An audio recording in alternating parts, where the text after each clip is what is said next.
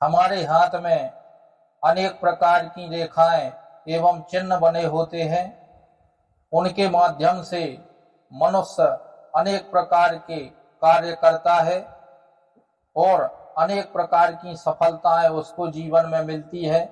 धन का अधिक से अधिक संग्रह करता है, धन को कमाने वाला होता है, परम भाग्यशाली होता है और ज्ञानवान होता है। लाखों मनुष्यों में एकाध मनुष्य के हाथ में अच्छे चिन्ह और रेखाएं होती है, जिससे उसका अन्य मनुष्य से विकास अधिक होता है।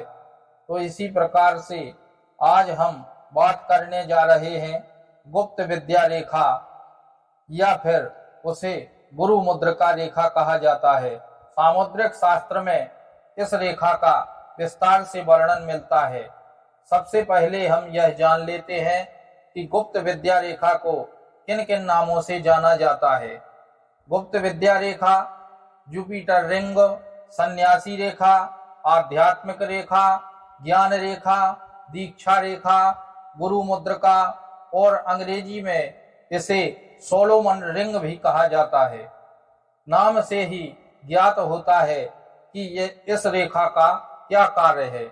जैसे कि नाम के अनुसार ही यह रेखा व्यक्ति को गुप्त विद्याओं की ओर आकर्षित करती है। ऐसा व्यक्ति गुप्त विद्याओं एवं गुप्त कलाओं को जानने वाला महारथी होता है।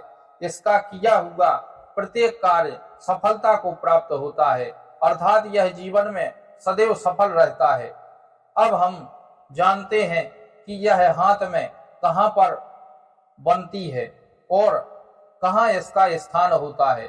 इसका स्थान होता है गुरु पर्वत पर। गुरु पर्वत हमारे हाथ में तर्जनी अंगुली के नीचे पाया जाता है। गुरु पर्वत पर यह चिन्ह अर्धचंद्राकार रूप से उभरता है, जिसको गुप्त विद्या रेखा कहा जाता है। चित्र में हम इसे भली भांति देख सकते हैं। जिसके भी हाथ में यह चिन्ह बना होता है वह व्यक्ति दीक्षा को लेने वाला होता है, अर्थात दीक्षित होता है।